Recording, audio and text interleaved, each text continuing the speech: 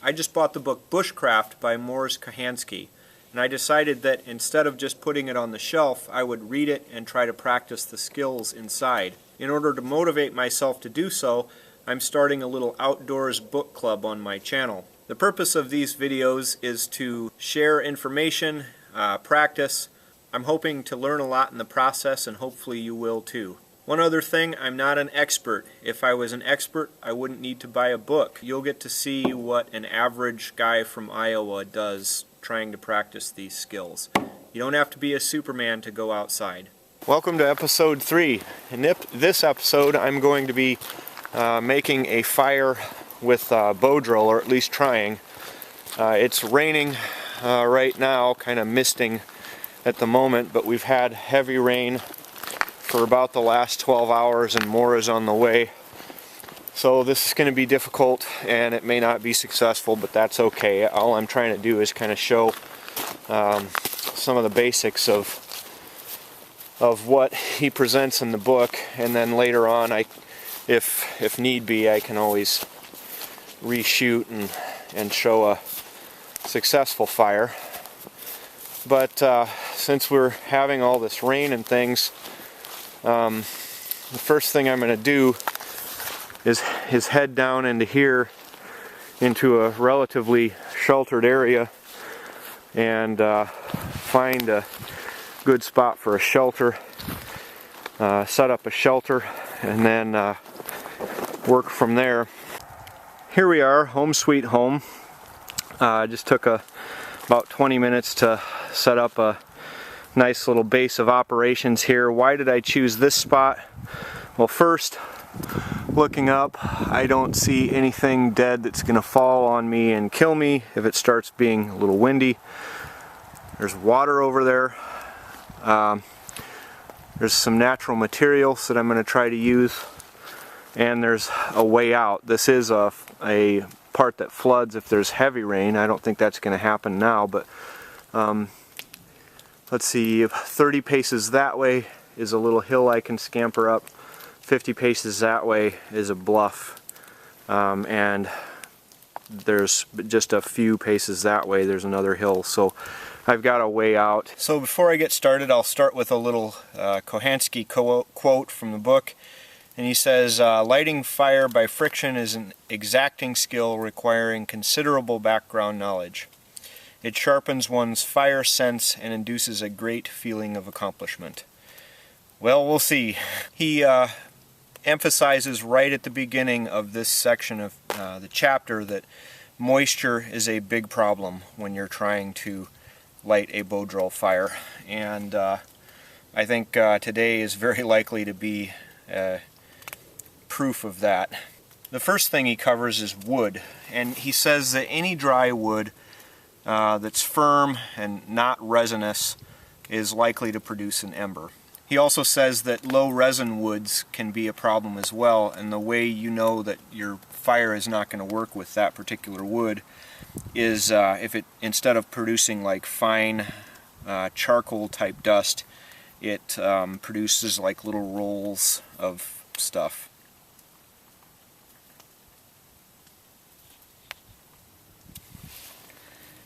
He also says that the board and the drill need to be of the same wood or the same hardness of wood. And if you don't have a choice, then you want the drill to be of harder wood than your board. He says that a superior combination of woods is the punky aspen heartwood board and a dry weathered wolf willow drill. And I don't have access to those materials. He gives one final tip, and that's look for wood that is weathered gray with a little bark coming off and that's in a sunny location, because it should be fairly dry. Finally, be sure to collect it above head level so that you can get the driest wood possible. With all of those recommendations in mind, I did find a what I would think would be a good piece of wood for making a drill set. I think, looking at the debris around the base here, that this might be, see if you look on the bark, this might be a cottonwood, and also right here, and I've had success with cottonwood before, and this tree is pretty darn rotten at the base here, so I'm just going to go ahead and see if I can just push it over. It's not long enough to damage my shelter, so now when I push this over, I don't want that coming up and hitting me in the nuts, so maybe I'll set the camera back here. Now the first thing I'm going to do is get this up off the ground and supported by something else. I think I'm going to take some wood out of right here. Right, this section here might work. Now I've marked with my saw where I want to cut, and I did it this length, and that will become readily apparent why I did it that way. Now if you look, I've got this end up off the ground so that when this starts to come off, it's not going to pinch my saw. Be interesting to see how this wood works, because Mors in the book says that if you hear a squeaking sound from your bow drill and when you're making it, then you've got too much resin. And I've kind of wondered often why it is that resin screws up the process so bad. Water, fire, air, and dirt, magnets, how do they work? The good news is that he has an answer to that, and that's that if you have resin in there, you're going to have to work a lot harder to get the bow drill going and to overcome that friction. And then the other thing is that the resin has a higher ignition point, so it's harder to get it started. Now that is some nice punky wood. We'll see how it works. I don't know. I honestly don't know. Might be a little bit soft in the center here, but I'll split it up and see. So I've harvested that one piece, and I decided it's a little punky in the center, and then when I made the other cut, I noticed on the other side it's nice and hard, so I just cut another piece, and I can still use this one as a little anvil. So from now on out, this piece of wood that's going to be my fire set is never going to touch the ground, and I'm just going to be triply sure of that. So the first thing I'm going to do is I'm going to split this like that. Yeah, that's really nice dry wood. I'm going to save this. This isn't going on the ground. And I'm going to keep carving out. Now, this is dry enough, honestly, this part right here, that there's a chance I could use that for my fireboard. So I'm just going to take another split about a ½ inch or so wide and see how it looks. If it splits okay.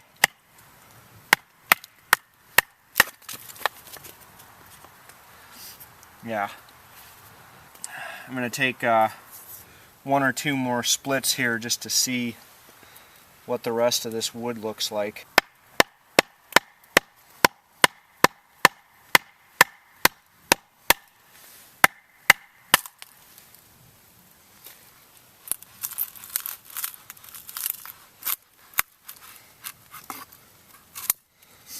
Yeah, this is even better. So I'm going to use this piece for my fireboard, and I'm going to try to take stuff kind of more from the center. So very carefully I'm going to try and split the outside off here just to be sure that we're in absolutely dry wood.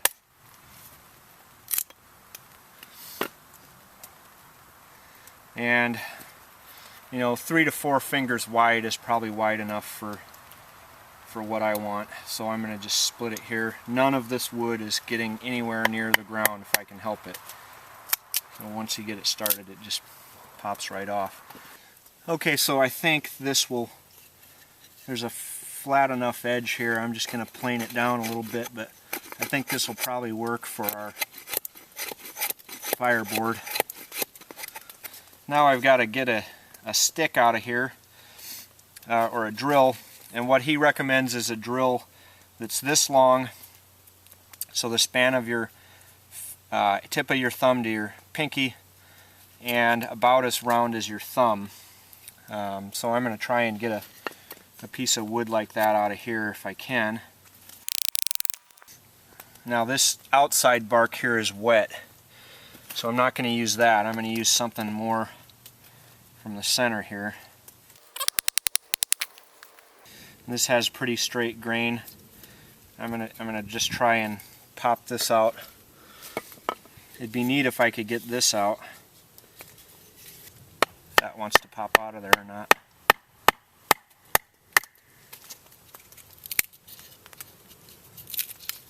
Yeah.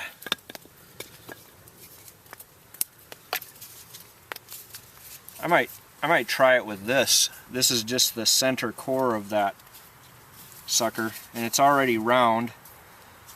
It's the right length, and it's definitely dry, so I might try it with this. I've still got all my materials if this doesn't work. So the next thing he talks about is a socket, and he says that basically you're looking for something that's going to comfortably fit in the palm of your hand. I forgot to bring it, but I've got a really nice socket that I made out of a piece of rock, and then to get the little pit in the center of the rock, I just took a piece of chert, or real hard quartz-like rock, and then another rock, and just kind of chipped to chip out that little hole there. So that's one way to do it. The other way, he suggests the thick outer bark of a black poplar, and unfortunately I don't have that.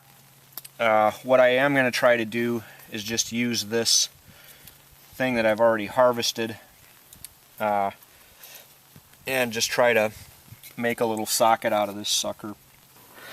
So what I'm going to do now is very carefully take and just try to make a little pivot point for my drill to rest in. Speaking of the drill, when he is presenting it, he says that the best thing to do is to have your drill be symmetrical on both sides, and to, during the course of the same fire, you kind of switch around and use both ends so that both ends stay fairly symmetrical. I haven't personally done it that way myself. Usually what I do is I kind of sharpen one end so it's lower friction and fits in this socket real well and doesn't cause a problem, and then the other end is what I try to make my fire with. Now for my drill, it's pretty straight. It's definitely round. It's not perfect by any means, but what I'm going to do is I'm just going to kind of cone this end out.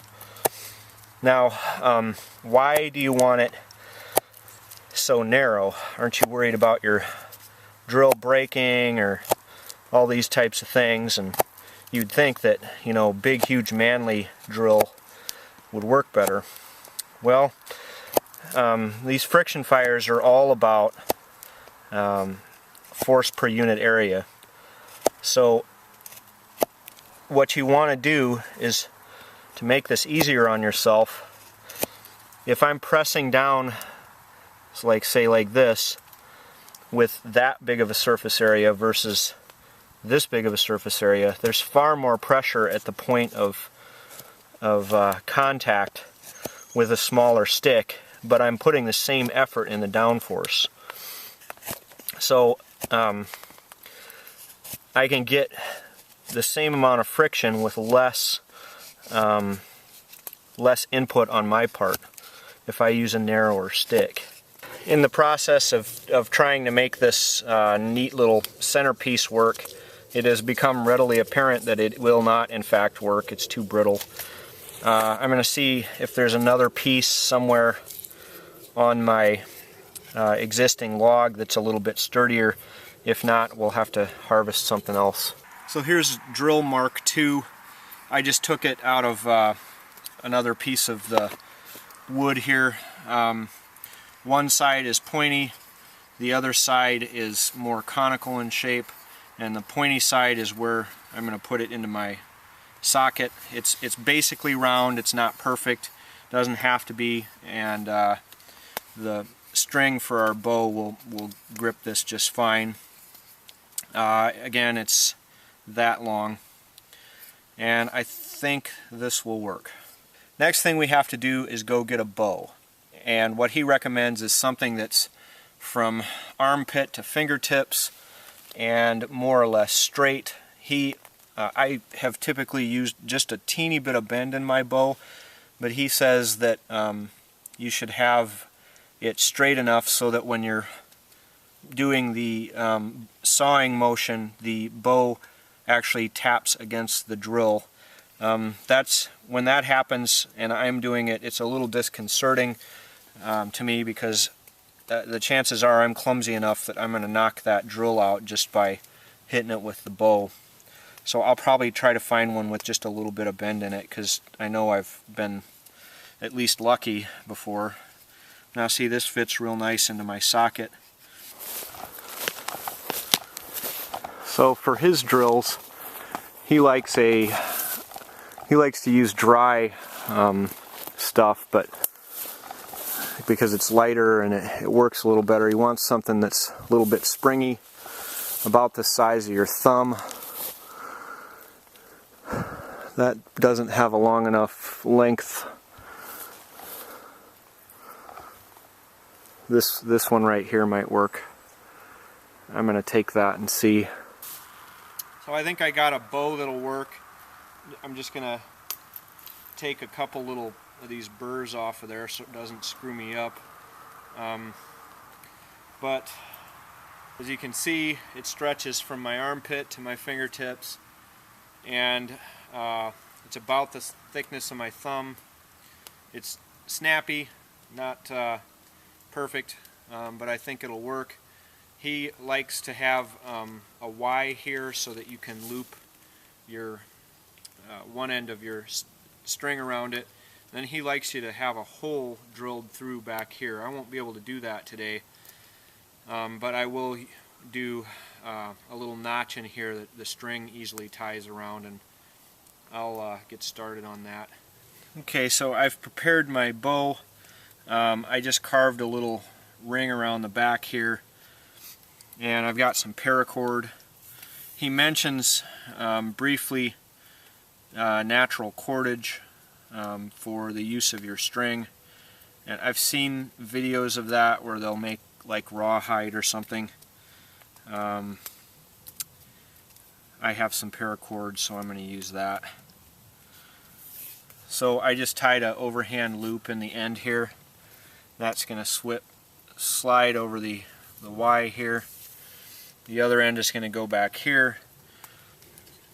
And basically what you're wanting when you want to do this is you want this to flip like this and be under some tension in there. So I'm just going to guesstimate that that's about what we need. I'm going to wrap around. There's so many ways of doing this. I don't know what the right way is, but this is how I've done it. Wrap around, wrap in front, and then just a overhand loop. And now that I've got kind of an idea of where I want to go, that looks like a good spot. I'm just going to take my knife, and again, this is something you don't want to play with. You might as well be careful. Want it back just a little bit from there. And I'm basically just carving a little divot here so that my bow or my drill fits right down in there.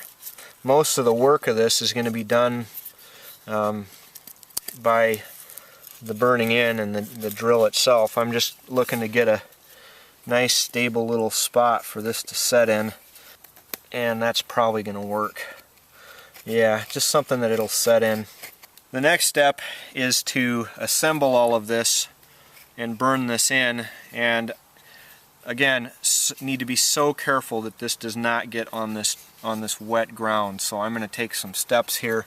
So I've got things kind of laid out here. This is my fireboard. This is an another piece of that board that I split. I've got a little mat here. I do not want this fireboard ever touching this wet ground. So I'm setting it on top of this piece. And the other thing I don't want is for my nasty, dirty, wet boot to touch my fireboard. So I'm going to put another piece that I split out over the top of that. Now, there's all kinds of videos on form and how to do this, and I'm going to make this probably look really stupid. First thing I'm going to do is get real comfortable. You absolutely have to be comfortable when you do this. It goes here close to where I'm going to try to burn this in. Now, have to get the thing in here, and this first part I'm not going to try to go crazy. Make sure there's nothing in front of your drill that it can, or your bow that it can bump into. This first part I'm just going to go nice and easy. Basically what I'm wanting to do is get this drill and this board so that they work well together. I'm applying a little bit more pressure. Now look at how I got this. I've got my forearm braced against my shin and pushing like this so I can put downward pressure easily.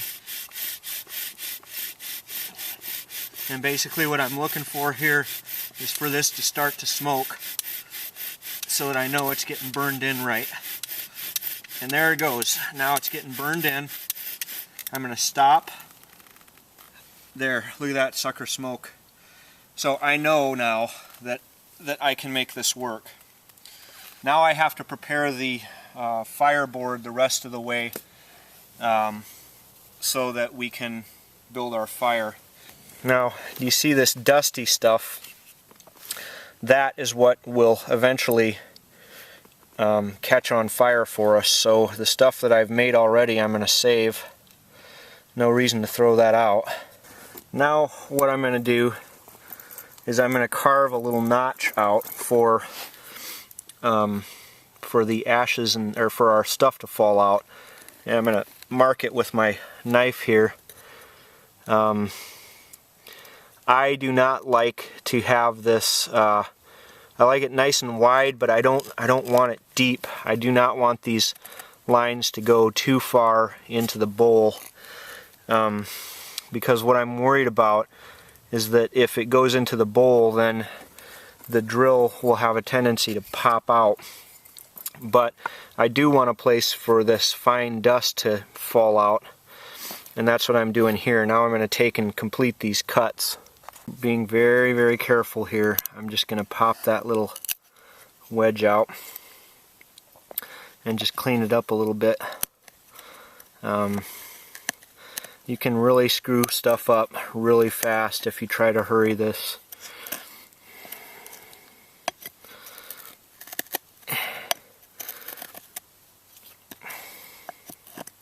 And what I'm looking for here is a nice wide notch. As this, I did not cut into the bowl here because as this deepens, it'll widen and it'll start dumping stuff down my notch here. I like the notch nice and wide so it can get some oxygen in there. And what I'm going to do is I'm just going to take a little bit more off the back side, just kind of let a little bit more oxygen in, like so. And now you can see it's kind of shaped nice and wide, comes right up to the edge. I did not go in because as I drill this is going to deepen and it'll bust that out, and it's shaped so that there's more ways for air to come in here. Now we've got what I think will be a successful fire set. In order to make this work and go into a flame, you want a tinder bundle or a nest, and I cannot overemphasize how important that nest is and how important having it made up ahead of time is to the success of your fire, because so much stuff can go wrong on these that you just don't want to leave the things that you know you can control hanging out there. I know I can make a good tinder bundle, so I'm going to go ahead and do that. I collected some stuff during the last video. I collected more than I needed, and so now I have some dry stuff in my bag. It'd be very difficult to get stuff today because of the rain. So now I have my board, which still has not touched the ground. It's on a dry piece of wood. Then I've got another little flat piece of dry stuff that I just pulled off of here. That was on the inside of our log. That's going to collect that dust. And basically what I'm trying to do now at this point is fill this wedge that I cut out of there with dry dust. And so we'll get started here. I'm not in a rush, I'm not in a hurry. Sometimes it helps to remind myself of that. And at this point all I'm doing is dropping this so that stuff goes right in there, stuff falls down the hole. Some nice decent down pressure. But I'm not going crazy on this. I'm just trying to fill that wedge there. And it's deepened a little bit. I'm going to tip out that stuff, and I'm just going to go ahead and save that. All of that is usable. That will become a coal. And I'm just going to carve just a little bit of the front of that bowl off, so that the stuff spills out just a little bit better than it is. Like so. Like so. Not too much. Because what we don't want is for our drill to pop out of there. And if we weaken the edge of this bowl too much, it'll pop right out of there. So now we'll start again. Here we go.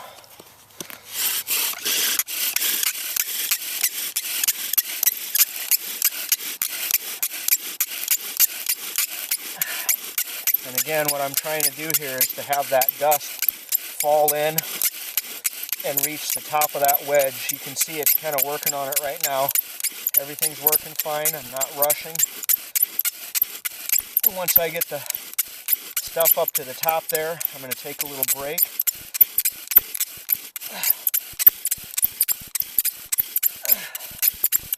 Here, I'm going to take a break. I'm going to let this sit for a second. Where I can fail now is if I try to rush. So I'm going to take a break, catch my wind here. And then this next time, I'm going to really go for some speed and pressure and see if I can't get that started. Using the whole length of this sucker. Using the whole length of the bow. I'm putting tension on the back of the strings there.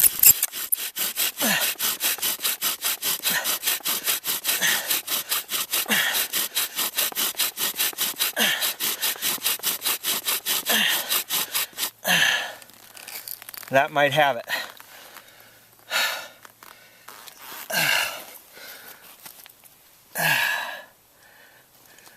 Now we'll just back this up a little bit, let some oxygen get to that. And yes, it's going. You can wave it a little bit. I'm not in a rush. There, see? Now I've got a coal. I'm going to let that burn for a second. Reposition the camera here.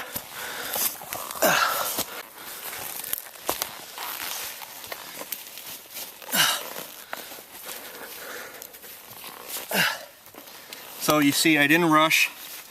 I let the coal kind of establish itself. And like I said before, I've got a tinder bundle ready to go. I'm just going to gently take this coal and set it into my tinder bundle. And now I'm going to put it up to eye level here, and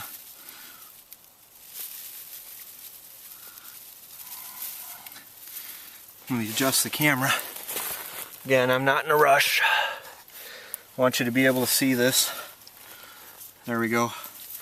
So I'm just going to take and kind of push this in very gently.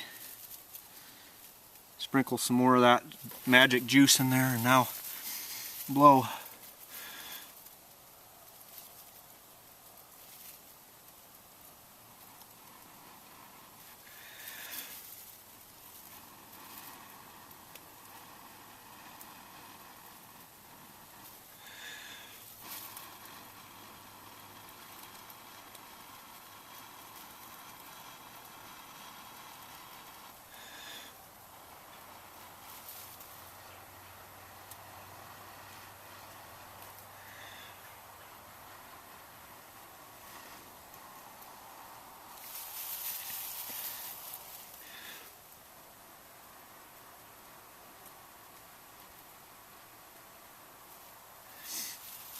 Okay, it didn't start, and that happens.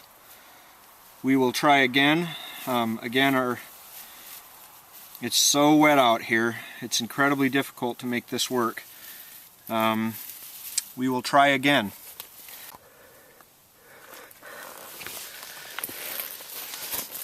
Okay, take two.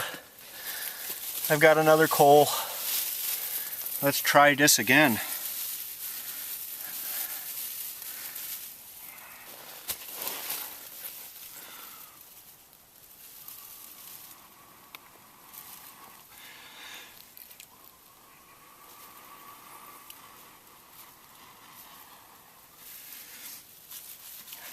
It's wanting to.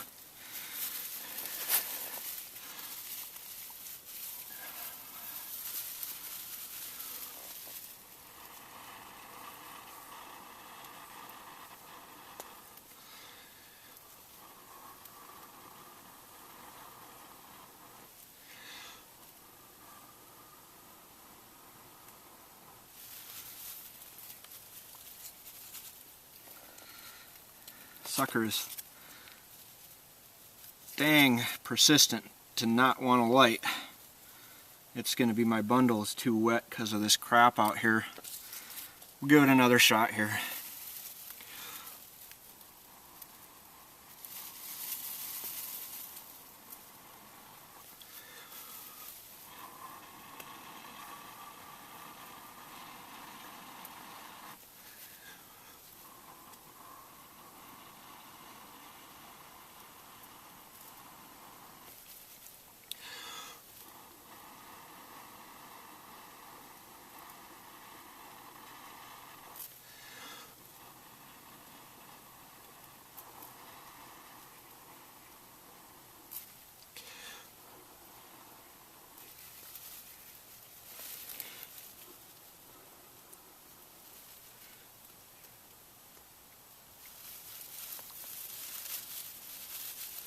Okay, hold that thought. One more try.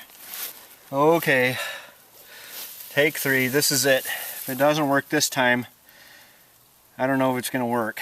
I got 3 successful embers. It's just my tinder.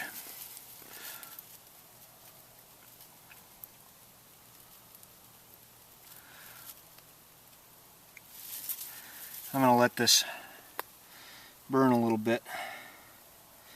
It doesn't seem ready to transfer yet.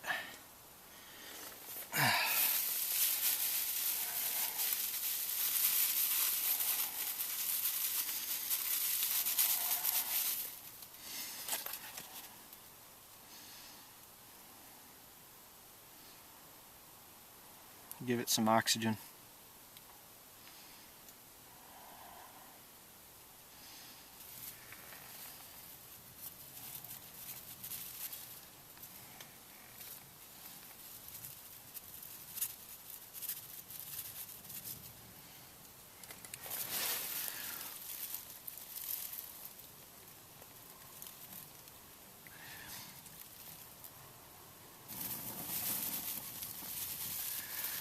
Alright, here we go. I'm going to set this out here so I don't burn my tarp down. You see, third time be a charm. I just wanted to show an aftermath of kind of what I was talking about. I never did carve much of a notch in there, but as you can see, as the drill drilled into my board, you see that notch got plenty wide there, and towards the end it was starting to flip out. The socket actually worked, and there's the end of the drill. So this is a proven fire set. I'll keep that. I hate bow drill fires, I really do. But if I get to a point in the book where I need to do this again, I'll have it.